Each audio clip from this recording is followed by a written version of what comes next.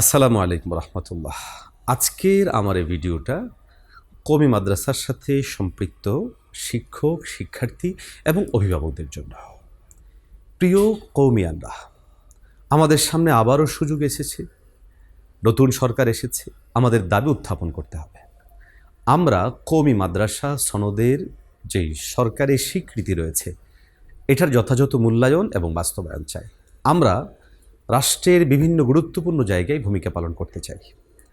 সুতরাং আসুন আমরা একতাবদ্ধ হয়ে নিয়মতান্ত্রিকভাবে আন্দোলন সংগ্রাম করি, বিভিন্ন জায়গায় টেবিলে কাজ করি এবং আমাদের জায়গা থেকেই অবস্থান তৈরি করি।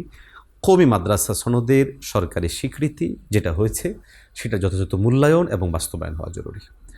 আমরা লক্ষ্য করেছি যখনই আমরা কওমি মাদ্রাসা সনদের স্বীকৃতির মূল্যায়ন ও বাস্তবায়ন চাই, তখনই আমাদের অনেক শুভাকাঙ্ক্ষী বেশি কেউ বলেন যে সরাসরি মাস্টার্স এটা তো কোনো মূল্যহীন। তো মূল্যহীন হলে সরকার এই স্বীকৃতিটা কেন দিয়েছে? যখন স্বীকৃতি দিয়েছে, অতএব এটাকে মূল্যায়নের জায়গাটাও আমাদের তৈরি করা লাগবে।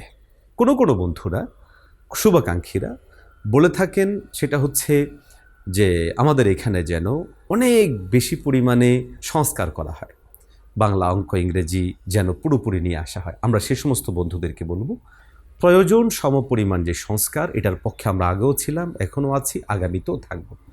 কিন্তু টোটালি মাস্টার্স মানেই অন্যান্য প্রতিষ্ঠানের মাস্টার্স আর কওমি মাদ্রাসার মাস্টার্স এক মনে করলে এই জায়গার মধ্যে এসেই মূলত একটা ভুল বোঝাবুঝি তৈরি হচ্ছে। দেখুন, কওমি মাদ্রাসার দাওরায়ে হাদিসের সনদকে দুটো বিষয়ের উপরে মাস্টার্স মান দেওয়া হয়েছে। একটা হচ্ছে আল লুগাল আরাবিয়ার উপরে তথা আরবি ভাষা ও সাহিত্যের উপরে, আর দ্বিতীয়টা হচ্ছে ইসলামিক স্টাডিজের উপরে।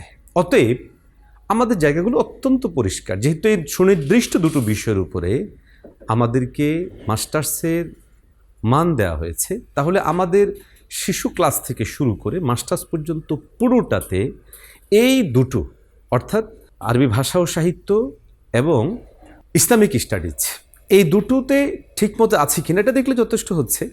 বাকি হচ্ছে নিচের ক্লাস যেগুলো আছে। আপনারা নিশ্চয়ই জানেন যে কোনো একটা শিক্ষা প্রতিষ্ঠান বা শিক্ষাধারা নিচের ক্লাসগুলো ছাড়া গড়ে ওঠে না।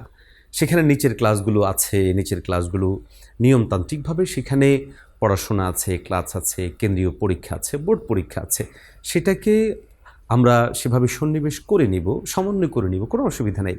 কিন্তু বারবার এই কথাটা উঠানো যে স্কুলের মান, আমরা তো স্কুলের মান চাইনি, কলেজের মান চাইনি, কিংবা আমরা সমস্ত বিষয়ও চাইনি। আমরা চেয়েছি যেটা সেটার অনুযায়ী আমাদের সিলেবাসটা ঠিক আছে কিনা, না থাকলে কোন পয়েন্টে ঠিক নাই সেটা ধরিয়ে দিলেই আমরা সেটা ঠিক করে নেব ইনশাআল্লাহ। আমরা কেন চাচ্ছি না স্কুল কলেজের মতো কিংবা আলিয়া মাদ্রাসার মতো পুরোপুরি বাংলা, অঙ্ক, ইংরেজির সমন্বয়? খুব সহজ বিষয়, কারণ আমাদের সামনে আলিয়া মাদ্রাসাগুলোর একদম ফলাফল, ইতিহাস আমাদের সামনে। এই প্রতিষ্ঠানগুলো থেকে একসময় অনেক ভালো ভালো আলেম তৈরি হতো, দায়ী তৈরি হতো, মুফাসসির তৈরি হতো। দুর্ভাগ্যজনকভাবে যখন এগুলোকে স্কুল, কলেজ, ইউনিভার্সিটি লেভেলের বাংলা, অঙ্ক, ইংরেজির সমন্বয় করা হয়েছে, আজকে প্রতিষ্ঠানগুলোর কী অবস্থা, এটা আমি আশা করি এর সাথে সম্পৃক্ত ভাইরা সবাই এই ব্যাপারে অবগত আছেন। অতএব আমরা কওমি মাদ্রাসা সনদের স্বীকৃতি এটা যেটা পেয়েছি, এটা স্বকীয়তা ঠিক রেখে এবং আমাদের অবস্থান ঠিক রেখে, অতএব আমাদের স্বকীয়তা এবং আমাদের স্বাতন্ত্র যেই চরিত্র আছে, যে অবস্থান আছে, সেটাকে ঠিক রেখেই আমরা আগামীর দিনে পথ চলব। এক্ষেত্রে আমি কওমিয়ান, শিক্ষক, শিক্ষার্থী, অভিভাবক সবাইকে একই সময়ে আন্দোলনে নেমে আসার, দাবি উঠানোর এবং এই ব্যাপারটা শক্তিশালী করার জন্য উদ্যত আহ্বান জানিয়ে আজকের এই ভিডিও শেষ করছি। আসসালামু আলাইকুম ওয়া রাহমাতুল্লাহি ওয়া বারাকাতুহু।